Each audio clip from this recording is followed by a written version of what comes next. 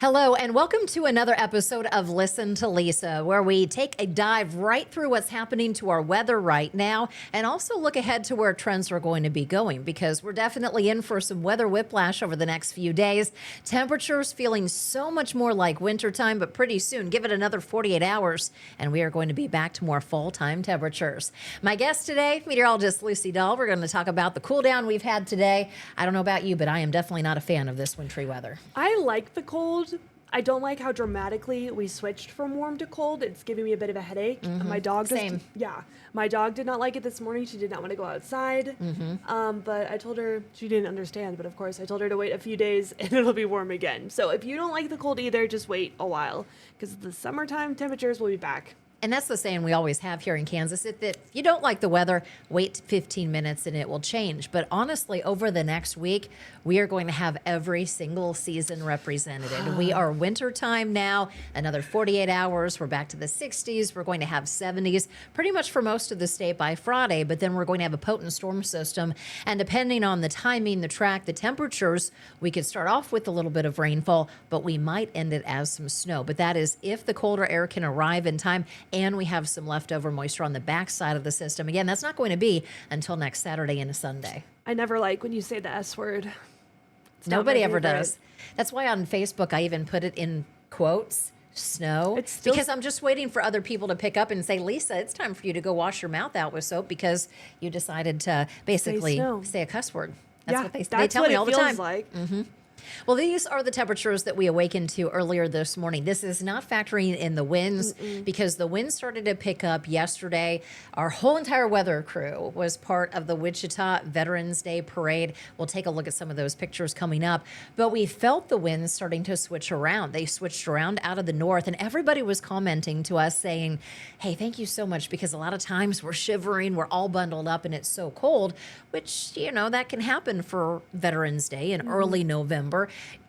Depending on how the weather patterns are shaping up, you can have that here in Kansas. But we lucked out. All we needed was just a few more hours, and we had the winds picking up. Temperatures were still pretty nice in the sunlight. One thing that was pretty funny yesterday is whatever side of the road had the sun on it, that's where all the people were sitting. So we had to wave to one side, and then once we turned the corner, wave to the other side of the street, because everyone was following the warmth yesterday. And then we all had the discussion when we walked over the river, the wind started to pick up. And as Jack Maney said, that's what you get whenever you have less friction with wind that's flowing over water. And that's why a lot of people that were sitting on the bridge, they could definitely feel the winds quite stronger.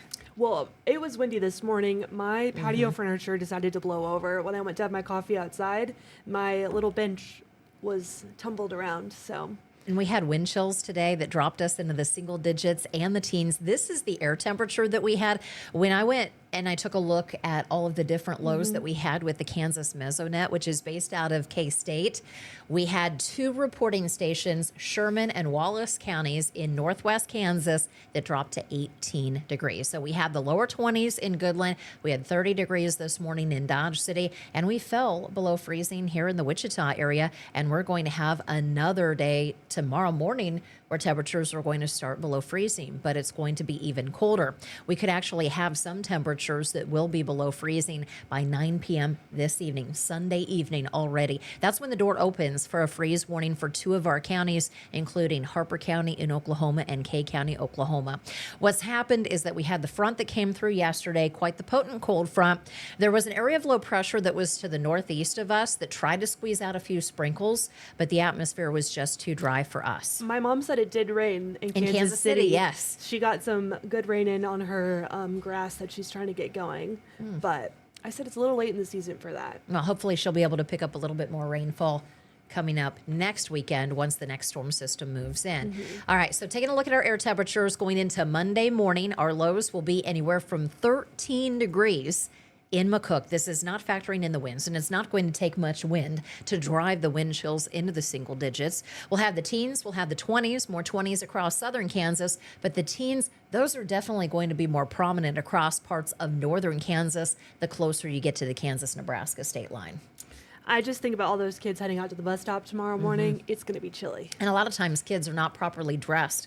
They don't take their winter jacket because they don't want to be leaving it at school because they may go outside during break and think, oh, well, it's so nice out here in the sunshine. And some places are going to warm up quite a bit by tomorrow afternoon. We're still going to have some of the coldest temperatures locked, central, eastern Kansas in the 40s. But in western Kansas, southwest Kansas, we're jumping back into the 60s. So this colder air that's moved in, it's from the central and eastern parts of the United States. But the west, it is still pretty warm. I know, 63 degrees in Elkhart tomorrow. That sounds like the place to be, honestly. You look at our wind chills going into tonight. This is starting the clock at 11 o'clock Sunday evening. We have 13, the feels like factor in Manhattan. You're taking the air temperature, you factor in the winds. This is what it's going to feel like to your bare skin. And if you have any pups that are like mine, and I posted a picture just a few days ago, and I happened to be at the store and I found these jammies. And I thought, my littlest one, Athena, she does not like being outdoors when it's cold. And sometimes her bladder only has an expansion of maybe 4 or 5 hours. So I wake up a few times during the overnights. She'll come up, she'll give you a little kiss on the face. And she's like, okay, mama, come on, daddy. Time to go. I need to go potty right now. And so I thought this would be so great for her to have jammies. So that way she's not afraid of going outside in these type of cool temperatures, because I will open up the door, and it's one of two things. If it's too cool, she won't go outside. She'll just look outside, be like, and then she'll go inside, and then she'll try to hide on the couch or someplace else. Or if the sprinklers are going off outside, it was so funny the other day when we were all up at 5 a.m., I had 2 of my dogs ready to go outside, and the sprinklers were going off in the front. It's like we all looked at the same time. It's like, no, let's go to the back door, and then we all march in unison to go to the back door. But I got these jammies for her. They're really cute. And I actually texted Lucy before I texted my husband I did. Oh, I feel honored. Because I know that you love Snoopy. I know that you love Peanuts. And I knew you were going to get a kick out of the backside of Athena. Her little booty. The little booty in these jammies. And then I swear Athena gave me this smile, which you have to go check out my Facebook page. You'll be able to see the pictures of Athena. It's the derpiest little smile. It's so good. She's like this. I know, she's got her upper lip up and her teeth sticking out. She's a cutie pie. Yeah. And she'll be warm. I hope so. These are the counties under freeze warnings. You're probably asking, well, Lucy, you guys are going to have wind chills that are going to be this cold. Our air temperatures, teens and 20s. Why is it that Kansas is not under a freeze warning? It's because we've already been under freeze warnings. We've already achieved that. And when you are exiting one season and going into the next like this, our growing season has ended on the Kansas side. It has not ended yet on the Oklahoma side of things, but tonight it will. Yeah, and if you think about it, if they issued a freeze warning every time we drop below freezing through the winter, it would be almost every single night. Yeah, so. Pretty much every single night. Basically. But this week we're going to have some changes, and we're not going to have any moisture during the work week. It's going to be next weekend that things are going to change. And looking ahead to next weekend, there's still so many days, so many more miles that this storm system has to travel before it comes into our airspace, that there's going to be a lot of changes between now and then. So let's take you through. This is at 11 o'clock tonight.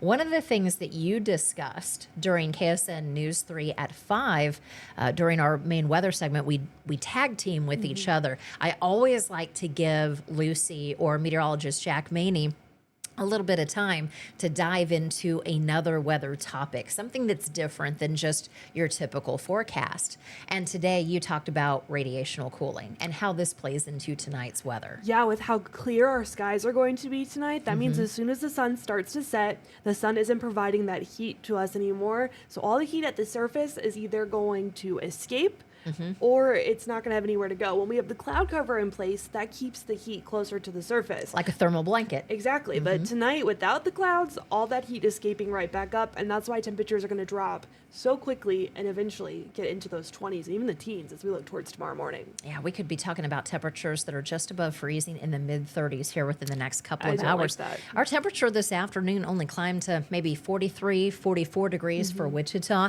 That is well below average for this time of year. Our average is about 60 degrees, if I remember correctly. So we're sitting well below that. And then our average overnight lows, that could be anywhere from the upper 30s to the lower 40s. So you're talking about your typical overnight low as your daytime high today. Yeah. That goes to show you the power of this area of low pressure that's pushed into the Great Lakes region and the reason why we've had this cool down. Well, as we look ahead to Tuesday, you see these arrows. They're going in different directions. You have arrows that are red that are coming in from the southwest. That is going to be a warmer flow for us. But also the winds that are coming in from the north in this case are still expected to be fairly warm. So the axis of the coldest air is going to be pushing to the east, whereas to the west, that's going to be shimmying in our direction due to a huge area of high pressure that's in the upper levels of the atmosphere. But what's happening here is basically a wind shift, or I would say a weak cold front. You're only going to notice it for two different reasons. Number one, the wind shift going from the southwest to the north-northwest. And number two, the upper level cloud cover. Yeah. There's going to be an uptick in upper level cloud cover on Tuesday. So Wednesday, Thursday, our temperatures are still going to be into the 60s. We'll have some 70s farther to the south-southwest. But look at this storm system. And when you were looking at weather data yesterday, things have changed a little bit from 24 hours ago. I would say more than a little bit. Things have changed, especially with our temperatures as we look towards this weekend. Yesterday, when I was forecasting for the weekend, we were sitting in, I believe, I was debating going low 70s, upper 60s. Today, you dropped temperatures back into the 50s by Sunday, and that just shows how much stronger the system is looking as we move into the weekend. It's just continuing to shape up to be a very dramatic swing for us here in Kansas. And like I've said, and I've stressed, you're talking about the timing, the track. These arrows are also switching around on Saturday. This is next Saturday at 8:30 in the morning. This is the cold front. That's an aggressive cold front that's coming in with this storm system. And you're initially going to have an area of showers and thunderstorms, but the cooler air starts to build in behind it. Even when you were forecasting earlier, Lisa, you were talking about how strong the winds are looking for next weekend. Yes. And I think that's a good indication also of how quickly that air is moving in and how much we're going to see temperatures drop. We always talk about temperatures in degrees Celsius that we convert over to Fahrenheit in the weather world, but we also talk about wind speeds going from knots to miles per hour. When we look at weather data, it is represented in knots. And there is one part of the state, I kid you not, It was crazy. it had next Saturday in southwest Kansas a 49 knot wind. 49 knot wind. So if you want to convert knots to miles per hour, take 49 times 1.15. That's what you're going to get. That is incredible wind that's going to be coming in. And you can see all these arrows. When you see a lot more arrows on our maps, on our stormcast, that's also telling you that it's going to be pretty windy. And that's the way this pattern's looking right now. That's our forecast for a few days. But like you mentioned earlier, even the littlest twitch, more north or south or slowing down even, could affect that greatly. And we say that it's a forecast. It's not a fact. No. Things are going to change. One thing that happens today can change what's going to happen tomorrow, what's going to change down the road. It's something that's known as the butterfly effect. If you've ever seen the movie The Butterfly Effect, starring Ashton Kutcher, that I think came in the late 90s, early 2000s, you get an idea where you think you're going to change this one part of your life, but if you change that one part of your life, it could have an impact on so many other things that you might not necessarily know. And that butterfly effect is a legit thing that happens in the weather world. And that term was actually coined by a meteorologist. I can't remember his name exactly, but when I was studying for my AMS test, that was one of the questions, was who coined the term. The butterfly effect. The butterfly effect. And it was a meteorologist. Well, this latest model run is not showing as much snow as it did earlier on. Thankful. We'll have to see, because it's all about timing. If that drier air comes in much faster and you don't have any moisture that's left over, you're not going to get any snow. But if that moisture is delayed and you can get that colder air to seep in and you have just enough, I've seen this happen time and time again across parts of western Kansas, you might get that brief changeover to snow. So a lot of things for us to iron out once we get closer. But also the track, how far to the north or how far to the south does this go? Because if you have that drier, colder air that's coming in, does this push this low pressure system farther to the south of us? And you see more of the impacts when it comes to the rainfall, when it comes to the storms in Oklahoma and Texas compared that to latest us. run looked like it was a bit more south without the snow for us. And that's just the difference in one run, which is what, 6 hours apart? Yep. Something like that with Yep. the GFS. And we're going to get another one 6 hours after Yeah. that, too. So every 6 hours with this one computer model run, it's going to be changing. So that's why we always say you never want to get married to a forecast today. Make sure that you're staying updated with that forecast over the next several days to see how this is going to iron down. A forecast definitely has a much greater accuracy with when you're in the window of 24 to 48 hours. You get any later than that, and a lot of things will change. But we're noticing when you look at the extended from the European model, the GFS model, and the Canadian models, there's some similarities that I'm seeing. They're definitely liking They're the liking the same storm kind of thing. system. Yeah. They're liking the storm system. And then they're liking another front coming through the following Yep. Wednesday, the middle of the following week. Which you've been talking about for a while. Still to be determined how much moisture we're going to have available with that. And then we have another really strong storm system the following weekend. So the point that I'm driving home with this is even though things have been quiet, things have been incredibly dry in November, the pattern is starting to change and become much more active and conducive for us to pick up moisture middle and late portions of this month. And I've been saying that for at least the last Couple week and a weeks, half. yeah. That once we get to mid-November, things are going to start to change for us, and that's the way things are certainly looking for us here. And when I was looking at our climate data earlier, Wichita has yet to see any rain so far for this month, which puts us well below that, well, about a half an inch below the average, because typically by this time of November, we've at least picked up a half an inch. So we're well below where we should be, but we could easily make up for that here in the next few weeks. And everything in nature is cyclical. Things always come back, and I think that They always balance out. it's all going to balance out, and we're going to get into a more active period here pretty soon. But look at these temperatures for this week. You can see easily which day is going to be the coolest. It's going to be Monday at 46, a little bit more cloud cover on Tuesday. I think our winds are going to pick up Monday night into Tuesday morning. Then they'll drop back. We have that wind shift going into Wednesday, so not a huge temperature change at all once the winds go from the southwest to the northwest. And then the southerly flow really starts to pick up on Friday. We're feeling much, much stronger winds on Friday and next weekend, which is an indication of the next storm system. And while we're starting with a 20% chance for showers and thunderstorms for Saturday, that is more than likely going to go up. I'm always conservative. That is one of the things that I stress to our weather team is Yes. I'm going to be conservative first step out of the gate. And once we get a little bit closer, we're a little bit more aggressive when it comes to showcasing higher pops or percentage of precipitation. And a lot of people ask, well, what's a pop? When you say a 10% chance or a 20% chance, are you talking about the amount of day or are you talking about the amount of area? It's a big discussion. People, It is. I remember, I think it was a TikTok went viral because someone was actually explaining the equation that we use, which if I remember correctly is, how do I say it? The area that we think is going to rain in versus the confidence that we have of that area. Yep. So that confidence times area. And I have a feeling this one on Saturday is going to go up quite a bit once we get closer. So I was going to mention that was the first thing I really learned when I got here that you really hammered in home was we are not starting out of the gate. you're not going to start high out with a pops. 50% or a 60% chance because things change so much once you get past day 5. Yeah. I mean, you know, this storm system move up, and then the next thing you know, the majority of it happens Friday night. You're seeing the timing of this rainfall anytime from late in the morning on Saturday into Saturday afternoon and evening. And then the 10% chance on Sunday is any leftovers that you may have on Sunday.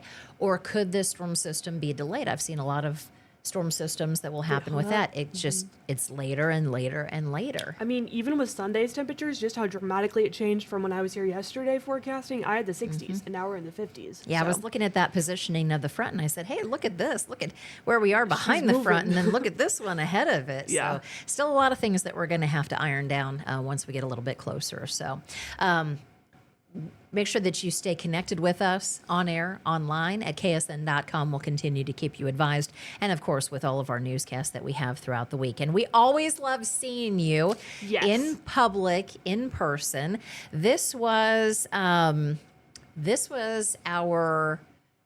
experience yesterday at the Veterans Day Parade, the Wichita Veterans Day Parade. We were asked, I was approached during Woofstock if KSN wanted to be part of this parade, and I couldn't say no. And Lucy, you and I are daughters of veterans. Yep. Your dad proudly served in the first Gulf War back He in served, the in Desert Storm. in Desert Storm, and my dad is from the Vietnam era. My grandpa served in Vietnam as well as the Korean War. And so see, my Grandpa Newchok fought in World War II.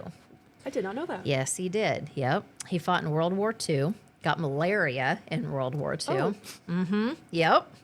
And so my dad actually insisted, and he wanted to be stationed in Vietnam. He first went up to one recruiting office, and the recruiter didn't show up. And my dad says, well, I'm going to go next door and I'm going to enlist in the Marine Corps. Well, the thing is, that recruiter that didn't show up was best buds with my grandpa. Oh. Yeah, so my dad turned away from one branch of the military and went into the Marine Corps. Marines. But I think the Marine Corps was a perfect fit for him. And I'm very thankful that he did decide to go next door, because he said, send me to Vietnam, send me to Vietnam. Well, they sent him to New Jersey instead, which is a joke in our family. And you get the joke. You I were get the just in joke. Jersey a couple weeks ago, and actually you went to my mom's hometown, Freehold, New did. Jersey, which is amazing. But if it had not been for the Marine Corps, my dad would never have been stationed in New Jersey, and he never would have met my mom.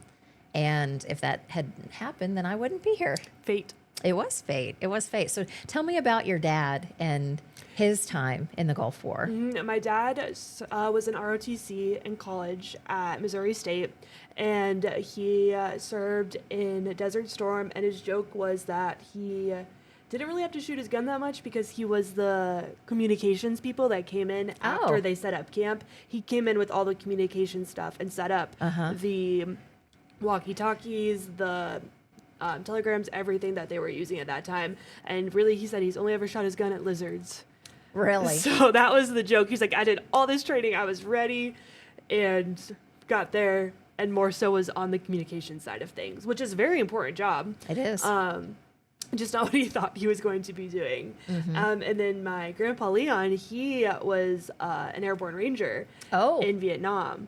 And I grew up, when we used to spend the night at his house, he would wake us up and we'd have to do calisthenics in the front yard. And we would raise the American flag in his front yard and stand at attention.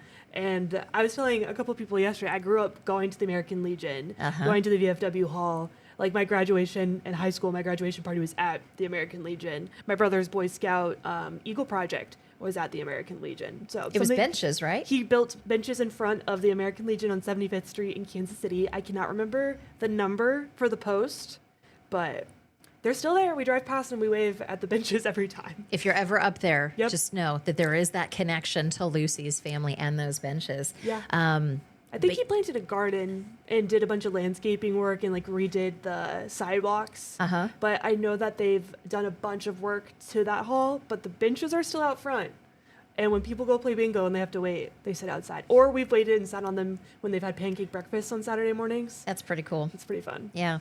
My dad's next tour of duty was going to be someplace overseas. And as the saying goes in the Marine Corps, if we wanted you to have a wife, we would issue you a wife. So my dad got out into the reserves, and then he took my mom out of Jersey and brought her this way. And my mom always loved Kansas. I think she always considered herself more of a Kansan than a New Yorker or somebody from New Jersey, because she was born in New York City and she was raised in Freehold. But you end up where you're supposed to be. You end up where you're supposed to be and all that kind of thing. And my dad went into work in the aircraft industry for 45 years before he retired. But my mom used to always joke that my sister and I were raised the Marine Corps way. Yep.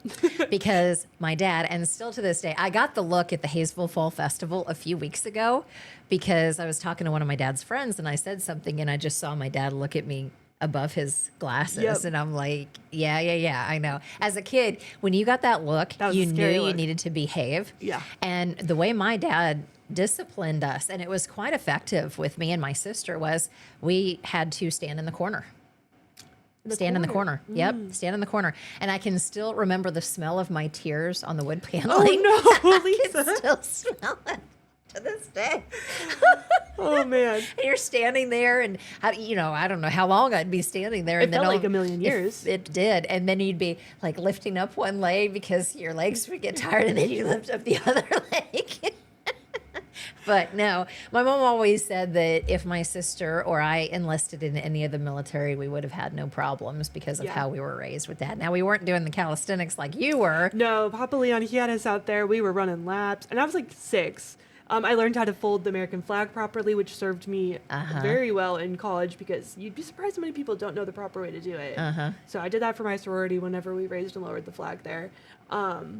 Yeah, from a very early age, he would give us like quizzes about what the different colors on the American flag stand for. Interesting. And just making sure that we knew that our freedom wasn't free and all that. That's right. We're all very thankful for all of our veterans, those who have served and those who are still serving.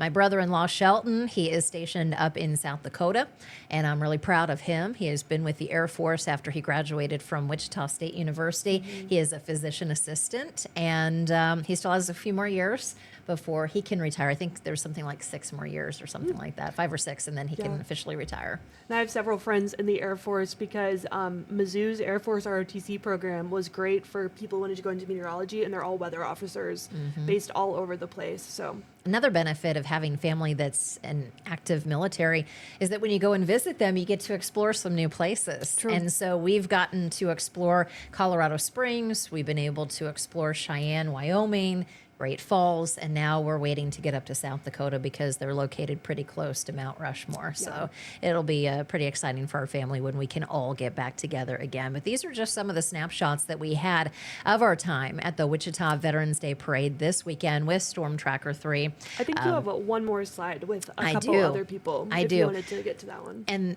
the pictures, this was a gal that came up to us and took a picture with both you and me, and then the whole entire team, Ronell and Jack Maney were there. And then I also had to get this picture because you had some of the Corvettes that were lined up, and we were located behind the Corvette Club. There's a whole bunch of Corvettes, just absolutely beautiful. But I was waiting for the right moment to capture all the flags of all the branches of our military. And we had a chance to speak with everybody that was within the military, different veterans of the branches, except for Space Force. I still have not met anybody in Space Force just yet. I think I have.